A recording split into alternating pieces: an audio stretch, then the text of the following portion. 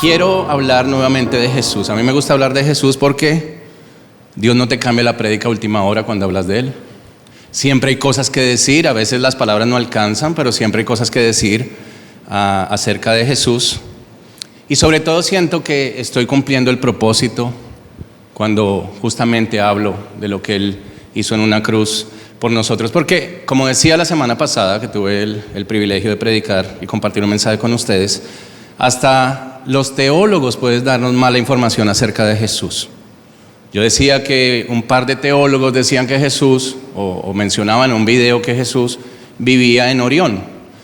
Pero en la palabra está escrito que ni los cielos puede contener su gloria. ¿Cómo va a vivir en su propia creación? Así que hay que tener mucho cuidado con eso.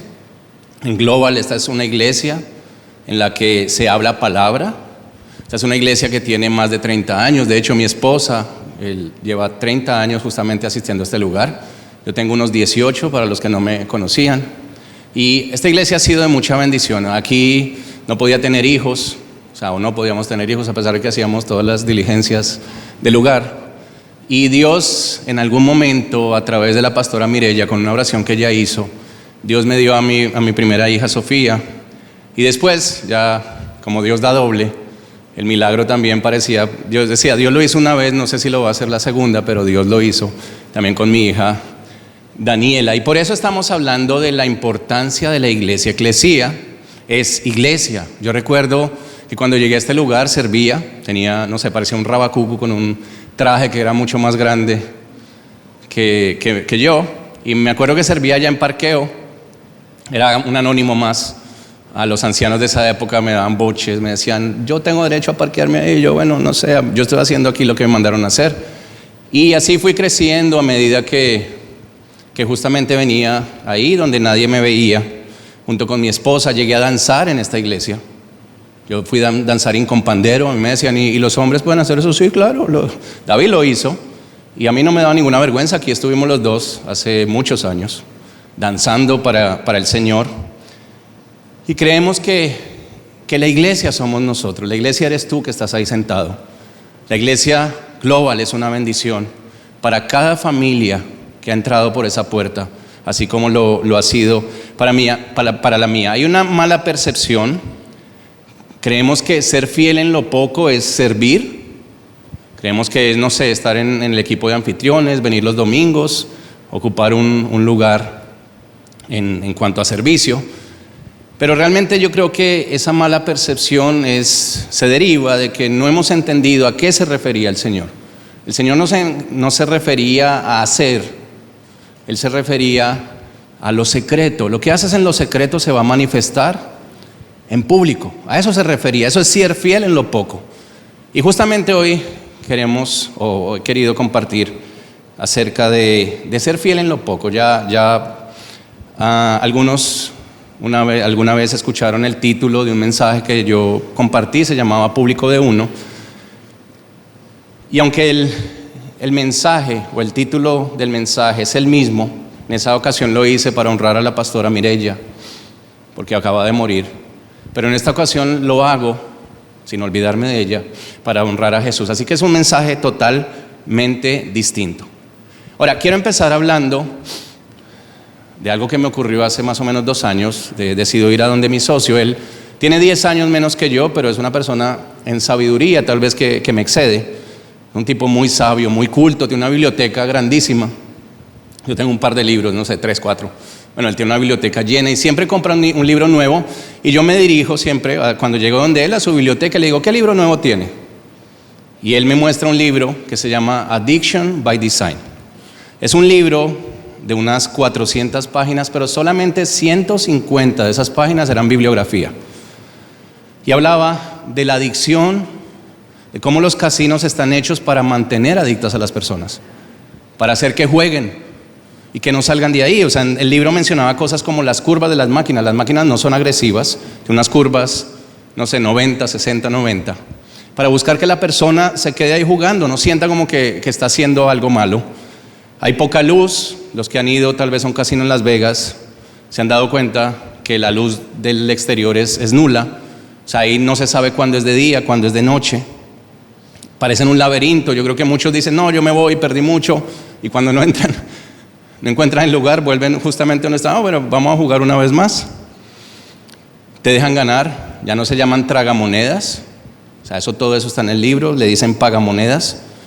Y a medida que vas ganando, parece que algo empieza a empeorar cuando ya estás como entusiasmado y empiezas a perder hasta que terminas perdiéndolo todo. Ahora, todas esas estrategias que están en el libro están basadas en un neurotransmisor que Dios puso en cada uno de nosotros, que se llama la dopamina.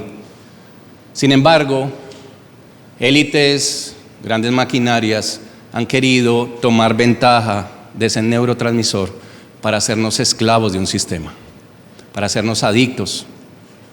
Por eso nos encontramos muchas veces acostados en la cama, moviendo el dedo de esta manera, buscando likes, viendo reels, buscando algún tipo de aprobación.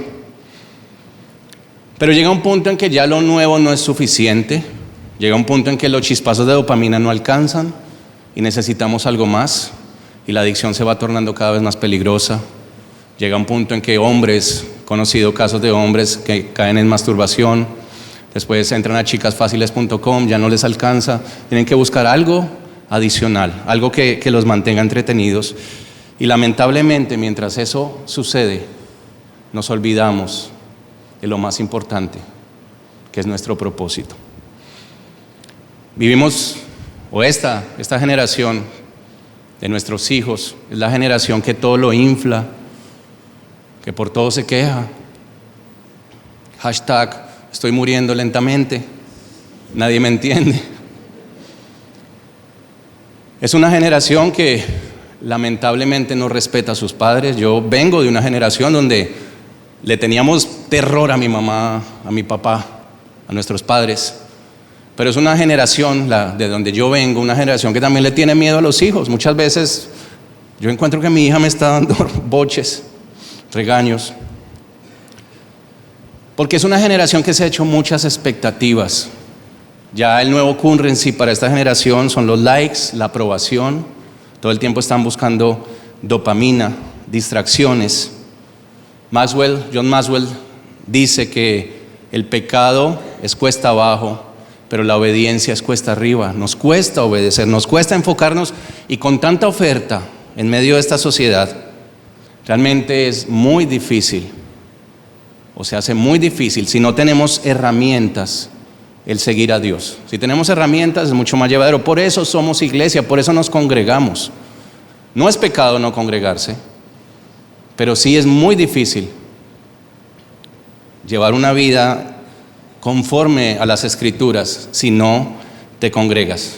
Por eso, si conoces la importancia de Jesús, que era lo que hablábamos justamente en el mensaje anterior, este mensaje te va a hacer sentido. Esto es una continuación justamente de lo que hablábamos la semana pasada, porque la vida es muy corta. En una imagen podemos ver cómo es nuestra vida.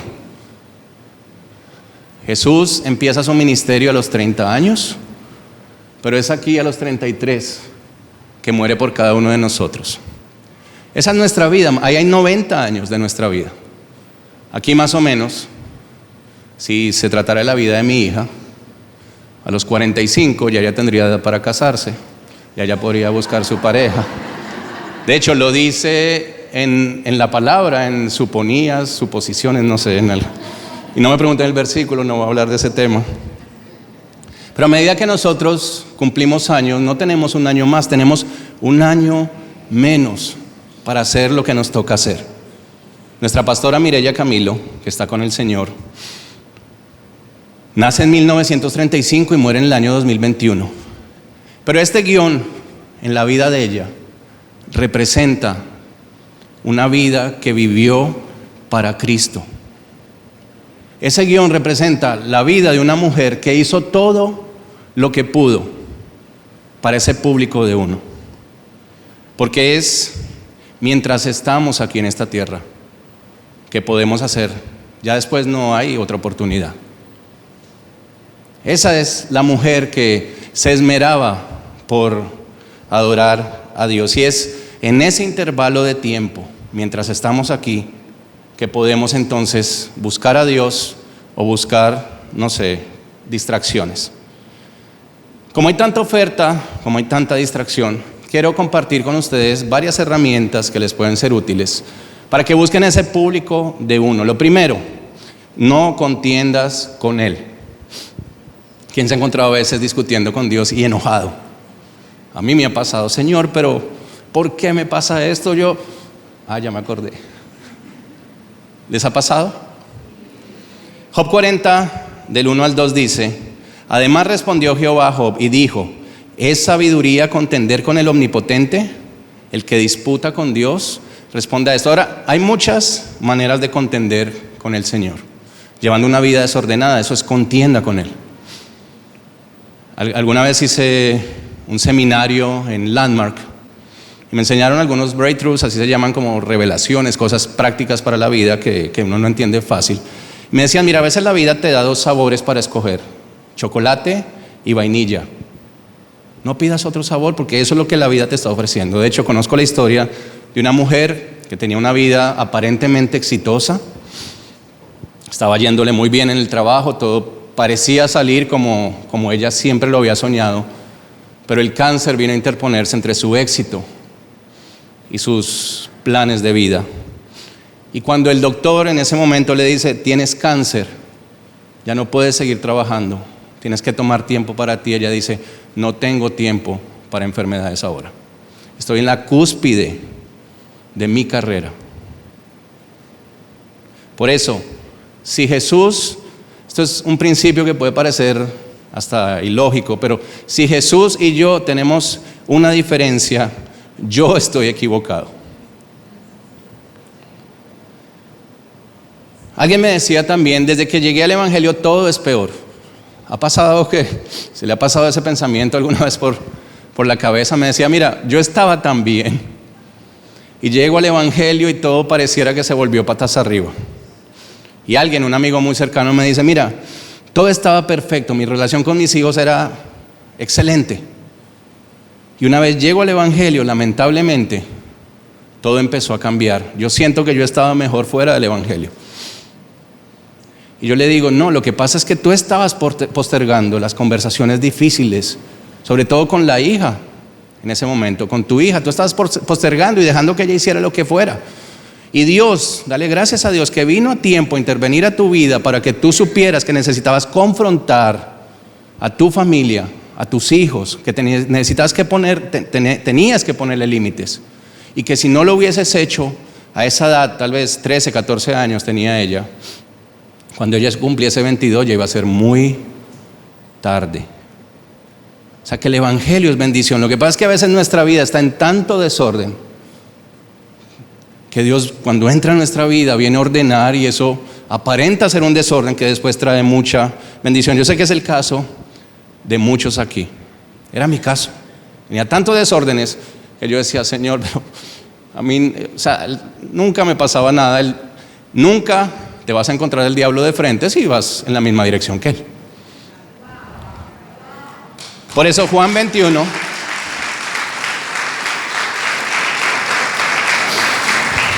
Juan 21, del 15 al 19, aquí está Pedro. Recuerden que Pedro tenía la lengua más rápida que el cerebro, era de mi equipo, liceísta, perdón, no, dije que no iba. Y dice: cuando hubieron comido, Jesús dijo a Simón Pedro: Simón, hijo de Jonás, ¿me amas más que estos? Le respondió: sí, Señor, tú sabes que te amo. Él le dijo: Jesús, apacienta mis corderos. Una vez más le pregunta a Jesús: Simón, hijo de Jonás, ¿me amas? Pero él le responde: sí, Señor, tú sabes que te amo. No entiendo por qué la insistencia. Jesús le dijo: pastorea mis ovejas. Y le dice Jesús a Pedro por tercera vez: ¿me amas?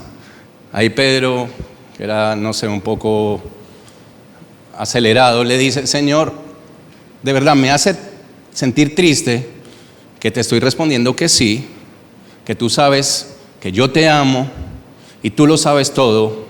¿Por qué la pregunta? Y Jesús le dice: apacienta mis ovejas. Ahora, si leemos este texto en el original griego, las palabras que usa las dos primeras veces Jesús es: Pedro, ¿tú me amas de manera incondicional? ¿Quién es el único que puede amar de manera incondicional? Jesús no hace preguntas al azar, Él no desperdicia palabras. Jesús es un tipo que es certero, o sea, va al punto, sabe lo que hace.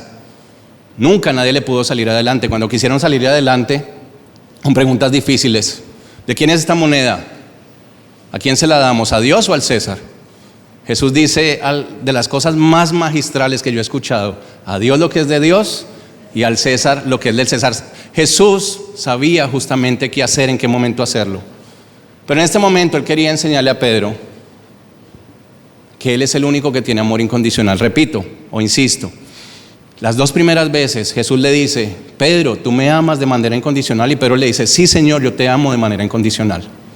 Pero la tercera le pregunta: Pedro, ¿tú me amas de manera incondicional o me amas porque yo te he dado amor para amarme? Y ahí Pedro entonces entiende y dice: sí, Señor, yo te amo porque tú me has dado amor para darte a ti. Algunos dicen, teólogos dicen, que Jesús le sanó la suegra a Pedro, y que es esto lo que hace que Pedro lo niegue 3 veces. Pero Jesús no hace ese tipo de cosas, porque si vemos, Jesús sale al encuentro de Pedro, hace un milagro, dice: lanza la red y se llena de peces. O sea, había tantos peces que Pedro tuvo que reconocer que eso no era normal. Es ahí que decide seguir a Jesús. Después viene la traición de Pedro, y después de esa traición Jesús hace el mismo milagro, muy diferente a una esposa que dijo: te lo dije, yo sabía que te iba a pasar. Jesús no es así. Él siempre estaba presto cuando las personas se arrepentían. Yo escuché la historia de un esposo, no sé si era cierta, pero la esposa le decía: tú no me dices que me amas.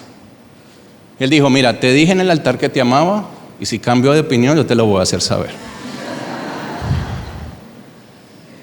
Ya Pedro no servía para pecador. Pedro dijo, después de haberlo dejado todo: ¿a dónde iré, Señor, si solo tú tienes palabras de vida eterna?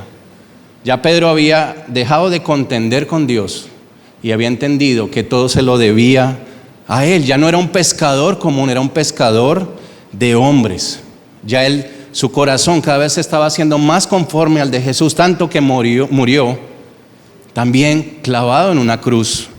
Pero él dijo: yo no soy digno de morir como murió mi Señor, y pidió que lo crucificaran con la cabeza para abajo. Y recuerdo que mi hija un día me dice: papi, tú y yo nos parecemos tanto que el latido de mi corazón se parece al tuyo. Sí, no sé a quién salió. Yo iba a ir a Sephora ese día a comprarle todo lo que pidiera. También me decía, o sea, ella ha tenido una relación muy linda con nosotros como padres. Yo recuerdo cuando tenía unos 3 años, desde la habitación me llamaba y decía: papi, y como yo no le respondía porque estaba un poco atareado, decía: papi, soy yo, Sofía, te estoy llamando. O sea, una niña muy inteligente, pero ella sabía cómo relacionarse conmigo, de la misma manera que cada persona que ha contendido con Jesús ha llegado a entender que la manera correcta de relacionarse con Él es desde el amor, desde buscar lo que Dios quiere. David, a pesar de ser un tipo que metió tanto la pata, que cometió tantos errores, tenía un corazón conforme al del Señor. Alguien narraba la cronología de los hechos cuando él se acostó con Betsabé y decía que primero miróla, luego codicióla, trajóla, acostóla y preñóla. Y dice la palabra que él, en inglés dice que era un hombre after God's own heart. O sea, era un hombre que perseguía el corazón de Dios, que perseguía lo que Dios quería, que se desvivía por lo que Dios se desvivía. Abraham también, en un momento que el Señor decide destruir Sodoma y Gomorra, empieza a negociar con Dios, porque Abraham, que tenía un corazón conforme al del Señor, dice: pero si hubiese 50 justos, ¿tú no salvarías a la ciudad por esos 50 justos? Y ya Abraham, cuando Dios le dice que no hay 50, dice: pero por 45, por 30. Mira, Señor, no te enojes, dice Abraham, por 20, por 10. Y por eso Abraham tenía ese corazón. Está en el salón de la fama de los hombres con más fe. Está ahí en la palabra. Él amaba las almas, porque ese es el negocio de Jesús, él lo sabía. Él amaba las almas más que a cualquier otra cosa. De hecho, nos damos cuenta después en la palabra que no había ni siquiera dos justos, porque la esposa de Lot, que era quien Abraham quería proteger a Lot, a su familia y un par de justos más, la esposa de Lot miró para atrás, se convirtió en un montículo de sal, y sus dos hijas después emborracharon a su padre y se acostaron con él. O sea que el único justo era Job. Y aún así, Abraham seguía intercediendo por los demás. Eso es tener un corazón conforme al Señor. Por eso, si te preguntas ¿qué haría Jesús? Y no tienes una relación con Él, nunca vas a tener la respuesta correcta a esa pregunta. Hay gente que me dice, o le he preguntado, ¿tú crees que Jesús vendría a acabar la pobreza? Y me dicen con toda honestidad y énfasis, me dicen, sí, yo creo que Él vino a acabar la pobreza. ¿Y por qué dijo los pobres siempre los tendréis? Jesús no vino a acabar la pobreza, de hecho hizo muy poco para acabar con los pobres. Pero Él vino a salvarnos. Él vino a darnos la oportunidad de tener una relación con Él. Cada mañana que nos levantamos haciendo un devocional, podemos tener una relación con Jesús. Jesús nos enseñó que a pesar de ser una autoridad, la autoridad máxima, Él nunca fue alguien que nos imponía las cosas. Y también suelo enseñar que un padre no debe decir yo soy la autoridad ni a su esposa en su casa, ni a su familia, ni a sus hijos. Yo no soy autoridad. Yo siempre le digo a mi esposa, mira, hay cosas que Jesús delegó en mí, o Dios delegó en mí como padre, hay cosas que Dios delegó en ti como madre. Yo voy a respetar tus responsabilidades y tú vas a respetar las mías. Cada cual, de acuerdo a lo que Jesús delegó, va a hacer lo que le toca. Yo en mi casa no he puesto un solo mueble. La computadora fue lo único que compré, lo puse donde ella me dijo, en el lugar que me dijo, junto a lo que ella me dijo. No sé, los hombres pueden decir si es así o no, o si es mi caso o un caso aislado. Y yo siempre digo, yo no soy una autoridad, yo represento a alguien, yo soy un embajador. Igual en esta iglesia, nosotros no somos autoridades, representamos a Dios. Por eso siempre está lo que Dios quiere por encima de lo que nosotros queramos.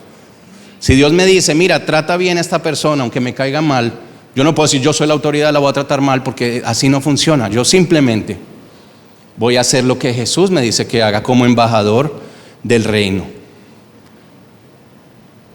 Jesús,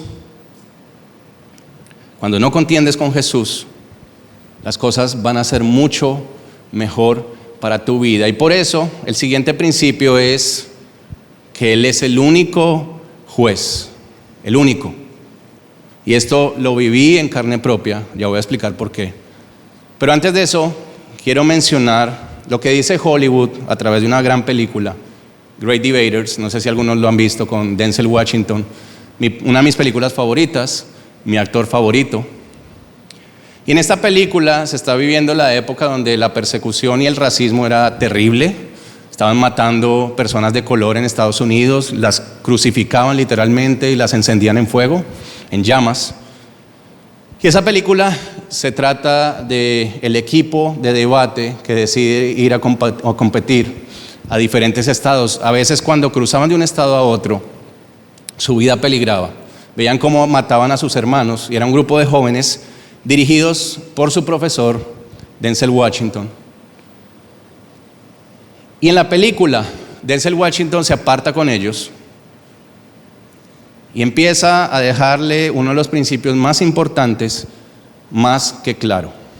Él hace este ejercicio, dice, vamos a repetir esto una y otra vez hasta que se nos quede grabado. Y dice Denzel Washington, ¿quién es el juez? Ellos responden, el juez es Dios. ¿Por qué Dios?, pregunta él. Porque Él es quien decide quién gana y quién pierde, no mi oponente. ¿Quién es mi oponente? Ellos responden, no existe. Es una voz contraria a la verdad que yo he creído. Salmo 37, 32 dice, acecha al impío al justo y procura matarlo. El Señor no lo dejará en sus manos, ni le condenará cuando le juzgaren. ¿Quién puede juzgar? Cualquier persona. ¿Quién condena? Dios. Recuerdo en el 2018 que me querían hacer daño, se inventaron, no sé, una serie de artimañas para justamente de manera legal hacerme ese daño que buscaban.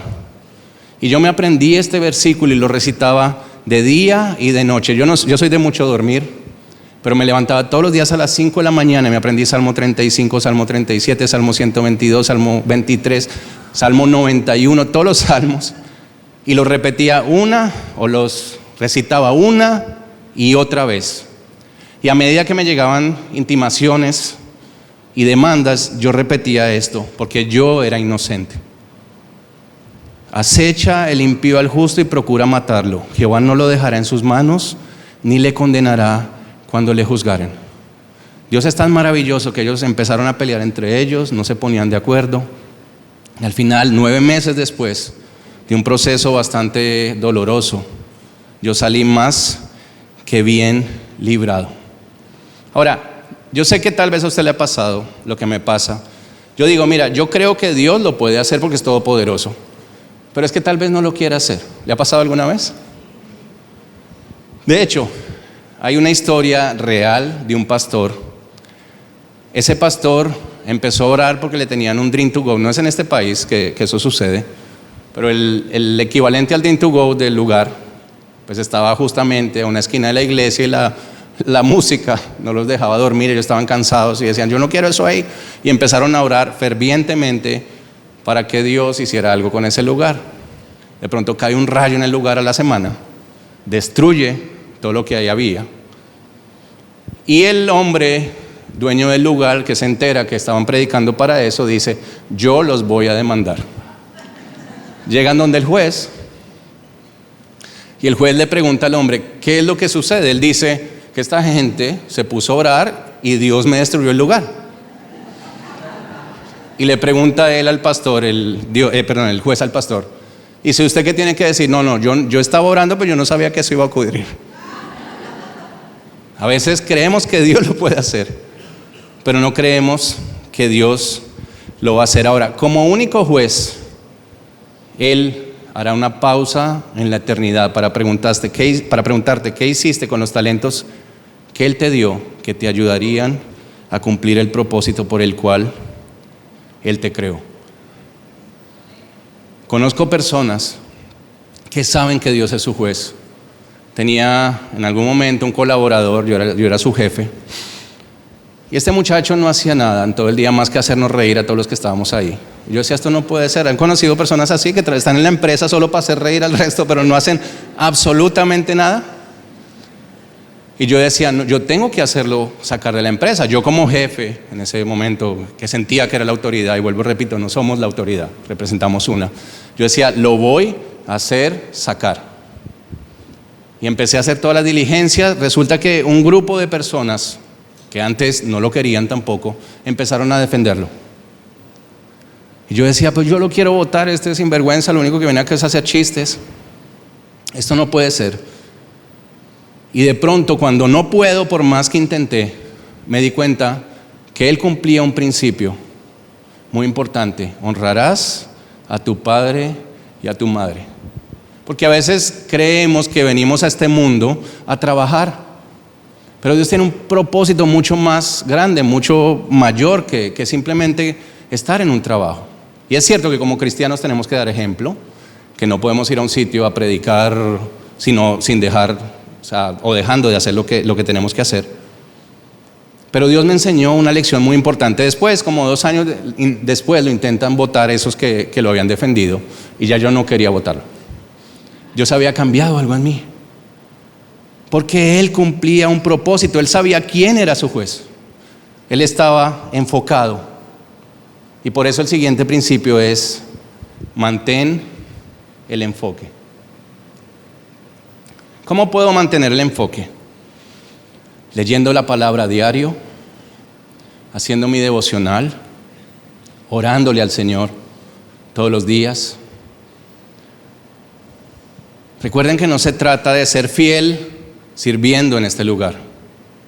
Se trata de ser fiel haciendo lo que Dios quiere que hagamos. Y para Dios es más importante nuestra relación con Él, que Él sea nuestro público de uno, que nos enfoquemos en Él, que cualquier otra cosa. Hay un versículo en Números 29 que habla justamente del desenfoque que tenía el pueblo de Israel. Dice: y Jehová envió entre el pueblo serpientes ardientes que mordían al pueblo, y murió mucho pueblo de Israel. Entonces el pueblo vino a Moisés y dijo: hemos pecado por haber hablado contra Jehová y contra ti. Ruega a Jehová que quite de nosotros esas serpientes. Y Moisés oró por el pueblo. Y Jehová dijo a Moisés: hazte una serpiente ardiente y ponla sobre un asta, y cualquiera que fuere mordido y mirare a ella vivirá. ¿Qué quería decir el Señor con esto? Que parece una historia medio ilógica. A mí no me hacía sentido. De hecho, me encanta leer la palabra, pero esto a mí no me hizo sentido por muchos años. Hasta que entendí que ellos los había picado, los había mordido la serpiente de la distracción y se habían desenfocado por completo. Y que para volver a ese enfoque tenían que mirar a la serpiente. La serpiente representa la astucia y no hay nadie más astuto que nuestro Señor. En otras palabras, cuando ellos volvían su mirada a donde nuestro Dios y ponían su mirada ahí, la cosa cambiaba por completo. Por eso eran sanos de esa distracción, de eso que no los dejaba enfocarse. Es muy difícil enfocarse, sobre todo con tanta oferta que hay ahora mismo en la sociedad. Con tanta oferta está la inteligencia artificial que nos resuelve cosas en cuestión de segundos. Están las redes sociales, están las modas, los lujos, las marcas. Hay tanta oferta allá afuera que no sé si les pasa, pero a mí me cuesta a veces enfocarme. Y por eso me obligo a leer la palabra todos los días, a darle lo mejor a Dios, el principio del día, a dárselo a Dios. A veces me cuesta porque justamente en medio de esas distracciones me llega un mail que dice urgente, responder, se va a acabar el mundo, o llama a alguien que nunca llamaba, me va a pagar un dinero y justamente tengo que contestarle. Y ahí todo ese enfoque, donde yo quería poner a Dios primero, se fue por el piso. Por eso digo que yo admiro a Dios por el talento de los hombres. Yo veo hombres muy talentosos, pero el talento se lo dio Dios. Para mí el talento es algo barato si lo comparo con el carácter. El carácter es realmente valioso y es lo que tú formas en intimidad, en relación con nuestro Señor.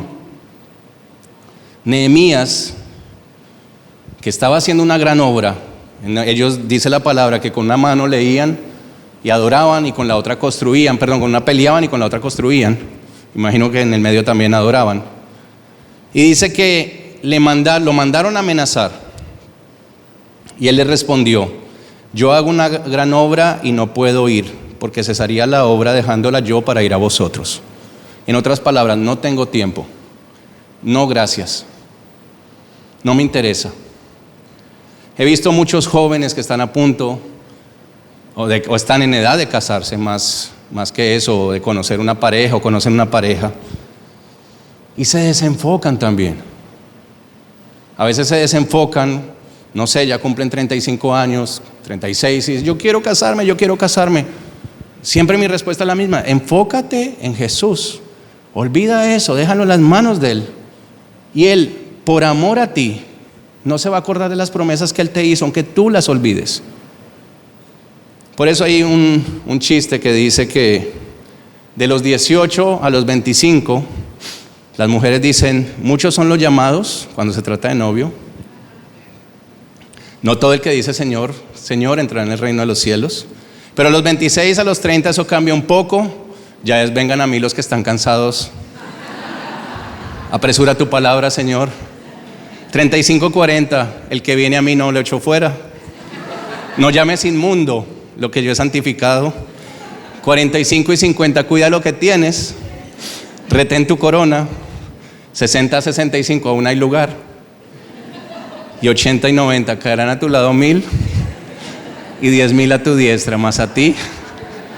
Pero esto no es verdad. Enfócate en Jesús. A veces el diablo nos quiere distraer a partir de pensamientos ridículos que justamente quieren buscar eso, que nos desenfoquemos completamente. Por eso, si tomas el tren de la fidelidad, no te vas a perder en la siguiente estación el tren de la oportunidad. Hay una serie de pasos, y esto va para jóvenes, tanto hombres como mujeres, para conocer pareja. El noviazgo en el cristianismo no es: déjame probar a ver si funciona, porque tú estás enfocado en el Señor y el Señor te va a hablar y te va a decir: mira, esta es la persona que yo tengo para ti. Yo recuerdo que la primera vez que yo llegué a esa iglesia estaba ahí parado, orando, y de pronto escuché una voz que me dijo, ella va a ser tu esposa. Yo volteé a mirar y dije, oh, ahora sí, mi mamá dijo que me volví loco y me volví loco. Fue ahí en ese lugar. Yo no había visto a Yerkis nunca en mi vida. Ella venía bajando las escaleras. Ni siquiera yo estaba mirando hacia ella, estaba así y de pronto veo, ay no, me volví loco. Y bueno, al final pasaron una serie de cosas y ella es mi esposa hoy en día. O sea que Dios sí habló. Y la Biblia dice en Eclesiastés que hay una serie de principios o de procesos para yo poder tener pareja. Primero tiene que ser alguien que comparta tus mismas creencias, hermana mía. Siguiente, tiene que ser amiga mía. Tenemos que desarrollar una relación de amistad, a ver si nos entendemos, a ver si compartimos, no sé, normalmente un matrimonio tiene que ser de dos personas muy distintas para que se complementen, pero por lo menos tenemos que tener razones para hablar, para conversar. Después viene paloma mía cuando ya hay un compromiso. Y por último, perfecta mía. Yo ese proceso lo seguí con ella. Todo lo pusimos en manos de los pastores de esa época, la pastora Mireya y una persona que le colaboraba en ese entonces. Y realmente he visto la mano de Dios en nuestras vidas. De hecho, ella una vez tenía un pretendiente, no digo un incircunciso, no mentira, es un hombre de Dios. Y la presión de aquí de la iglesia en ese momento, ya esos líderes no están, pero era muy constante, tanto que ella dijo, yo le voy a decir que sí a él, yo le voy a decir que sí, pero ella lo llama en ese momento, pero de pronto él no le contesta, cosa rara porque él siempre le contestaba, si era ayer que salía, se lanzaba, o sea, no dejaba ni que timbrara, que yo también digo, por lo menos debió mostrar un poco de desinterés para que ella se interesara.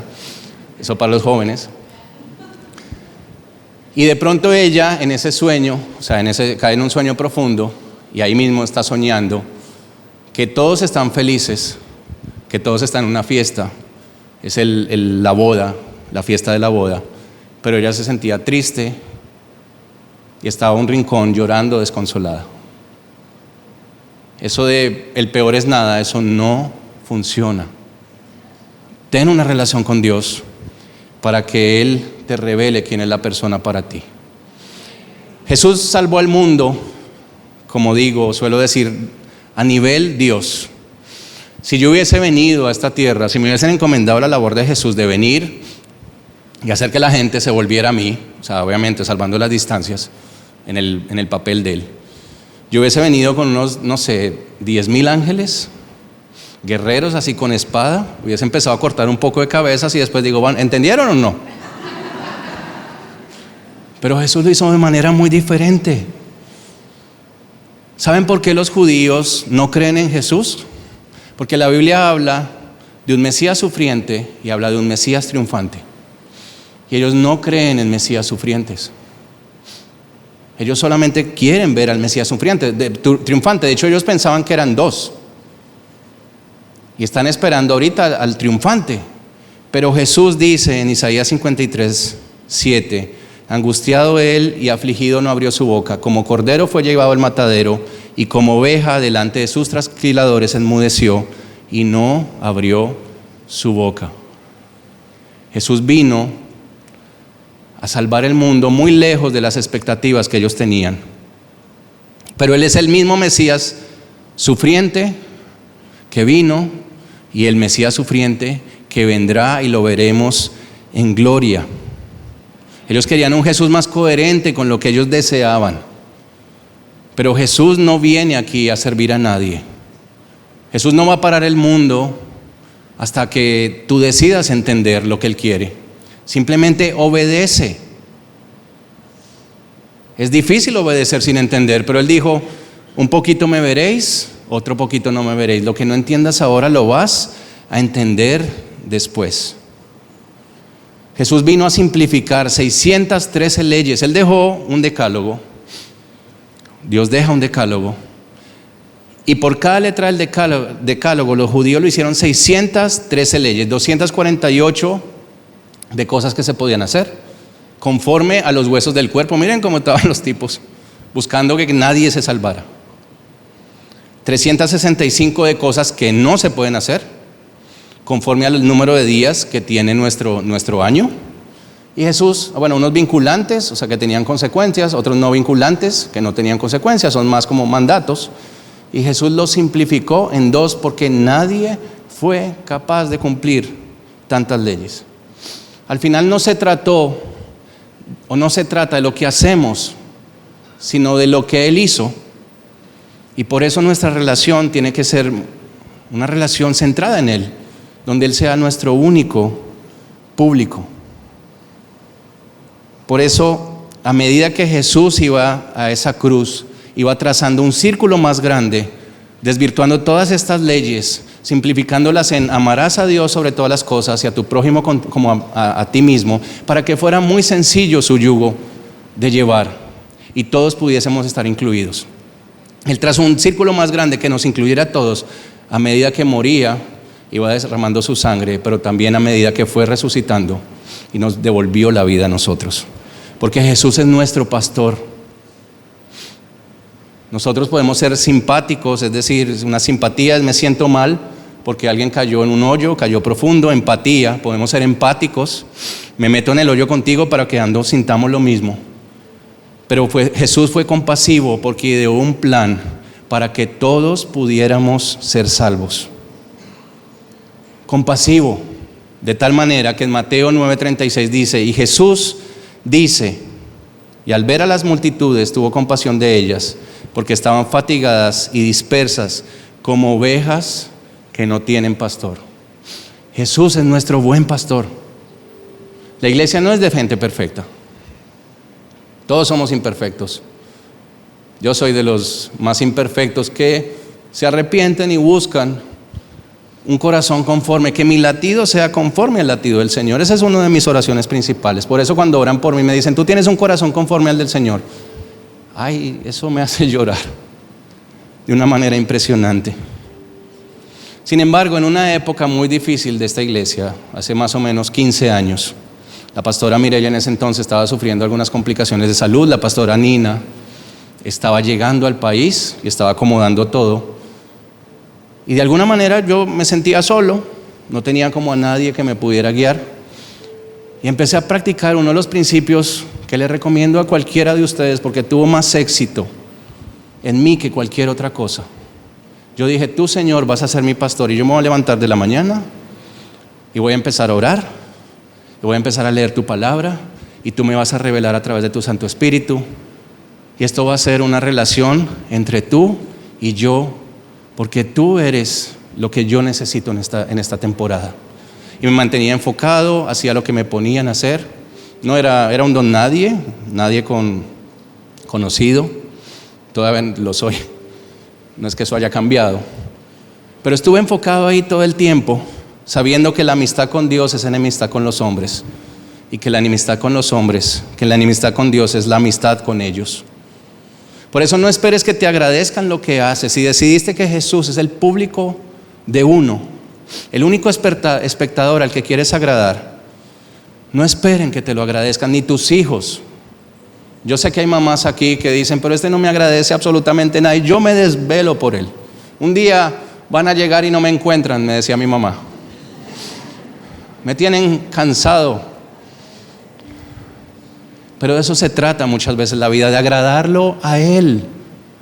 La posición más difícil en una orquesta es el segundo violín, porque nadie quiere ser segundo violín. A nadie le interesa que no solamente no lo vean, sino que le paguen menos. Pero a nadie le interesa tener una responsabilidad tan grande, porque quiere reconocimiento. Ahí donde tú estás, en tu trabajo, en el tráfico con los motoristas, discutiendo con ellos, Dios te ve. Dios te ve peleando y diciéndole barbarazo y no sé, cualquier cantidad de improperios. De hecho, se dice que el 70% de las personas, aún siendo cristianas, si chocan a alguien en un parqueo, van a salir corriendo. Aunque el 100% de ellas saben que está mal. Y yo creo que algunos cristianos salen como gloria, gloria, aleluya. Voy para Global. No puedo quedarme porque voy para Global. Pero a veces la vida se trata justamente de hacer cosas que no queremos hacer. En un salmo dice: bienaventurado el varón que aun jurando en daño suyo, no por eso cambia. Hubo cientos de hombres que construyeron catedrales como el Duomo de Milán, la Basílica de San Pedro en Roma, la Catedral de Notre Dame en París, la Sagrada Familia en Barcelona, miles de constructores. Y cuando vemos la bitácora de los que estuvieron allí presentes, la mayoría dice anónimo, anónimo, anónimo, anónimo. De hecho, se cuenta la historia de alguien que estaba labrando un pajarito que iba a ser tapado por una columna. Era algo que iba a estar, no iba a estar visible, era algo que iba a estar detrás. Y este hombre lo hacía con tanto esmero que le llamó la atención a alguien que estaba ahí. Le dijo: ¿y tú por qué construyes eso si nadie lo va a ver? Y él dijo: porque aunque no lo vea nadie, Dios me ve. Eres parte de una construcción, de una catedral enorme que Dios está haciendo como el mayor arquitecto del universo. Y aunque no te reconozcas, tú sabes que eres parte de esto. Jesús quiere salvar a las almas. Jesús quiere que seamos instrumentos para salvar a otros.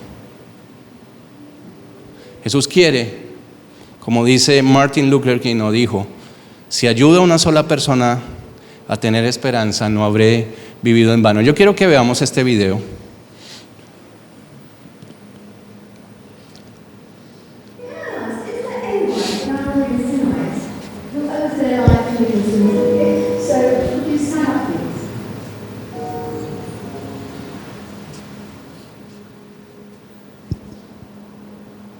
And I should tell you that you are actually sitting next to Nicholas Wilson.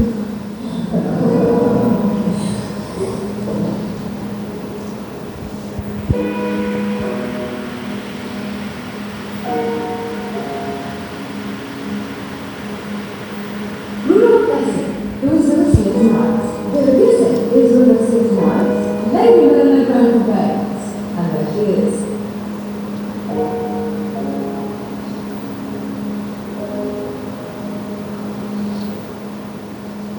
So the idea came to me with his children had to be saved.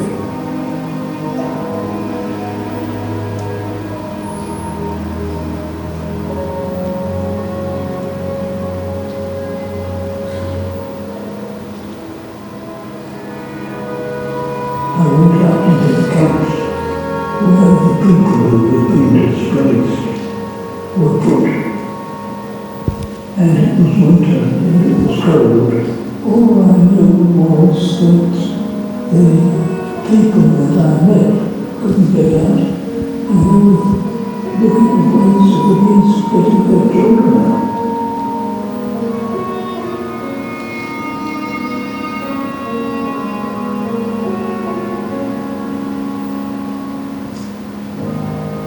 I work on the motto that if something's not impossible, then it's your way of doing it.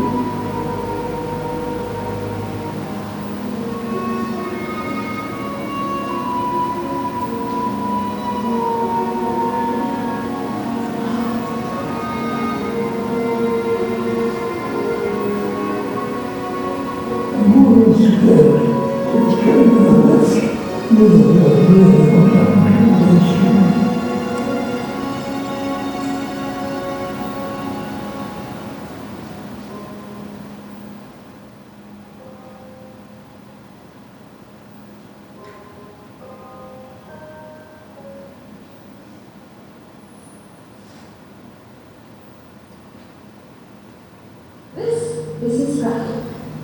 There are all kinds of fascinating pictures there.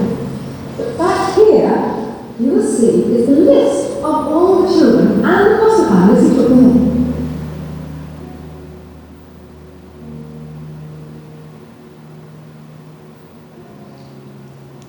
And this lady herself has traced one of those children, Rudolph Bessie, who is with us here tonight. And we've actually managed to find 3 more. This is Vera Gilman, when she was 10, now she's here kissing. And I should tell you that you are actually sitting next to Nicholas Wilson.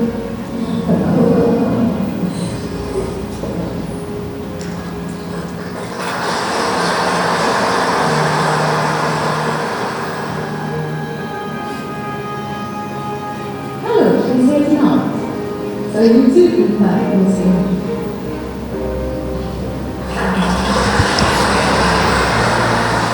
The actual class that we were in. Come to England and tell the children to say.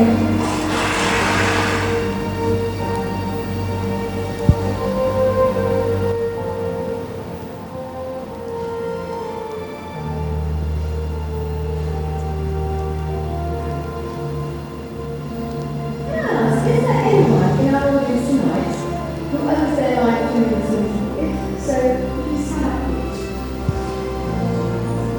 This way, would you like to turn round?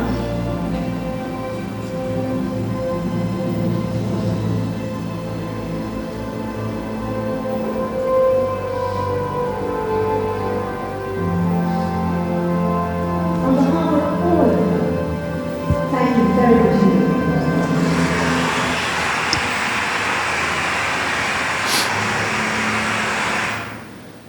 Esa es la vida de un hombre que su guión puede decirnos con toda propiedad que vivió buscando al público de uno, al igual que la pastora Mireya. Y yo tengo la idea de que la Biblia de hecho lo menciona, habla como del Dios que se fue, que vino aquí por un momento y después salió, porque dice, hay versículos que narran la historia de un propietario que deja su casa vacía, un amo que está lejos, un novio que llega tarde y los invitados no van, un amo que distribuye talentos. Pero yo tengo la idea de que Jesús no es el Dios que se fue, sino que se metió en la vida, en el corazón de personas como Winton Nicholas, y la pastora Mireya, porque Él siempre fue su principal espectador. Yo quiero que nos pongamos de pie. Y quiero saludar a la gente de Global Bogotá. Tenemos un lindo grupo allá en Global Bogotá, que está liderado por Julián y su esposa, mi prima Angélica. Los que conocen a Angélica saben que hay que orar por Julián. Y un día Juli y yo íbamos caminando y él me empieza a contar una de las historias más difíciles que yo he escuchado. Es la historia de un 24 de diciembre, cuando Juli, así le digo de cariño, se disponía a celebrar la Navidad junto con su familia y con su hermano mayor, Juan Carlos. Juan Carlos decide subir a la terraza, quería ver los fuegos artificiales en ese momento, pero de pronto son las 12 de la noche y su papá, que lo quería felicitar, se da cuenta que él no baja, les parece muy extraño, así que deciden subir a buscarlo. Cuando suben, Juan Carlos estaba tirado en el piso, rodeado de sangre. Lo llevan inmediatamente a emergencias y un doctor entonces sale y les dice que Juan Carlos había recibido una bala perdida de algún borracho que decidió festejar de una manera irresponsable y que su cerebro estaba completamente comprometido. Poco tiempo después Juan Carlos moriría y a partir de ahí Julián dice que él no podía causarle más dolor a sus papás, que él no podía causarle mayor frustración, porque ya tenían mucho que habían perdido. Y hablando con él le digo, Juli, ¿no crees tú que esto que pasó con Juan Carlos es lo mismo que pasó con Jesús? A veces nuestro hermano mayor, o en este caso nuestro hermano mayor, tuvo que morir para que nosotros pudiéramos enfocarnos en Dios. Jesús es nuestro hermano mayor. Jesús debe ser nuestro único espectador. Si quieres que una vida como la tuya tenga sentido, vive para adorarle a Él.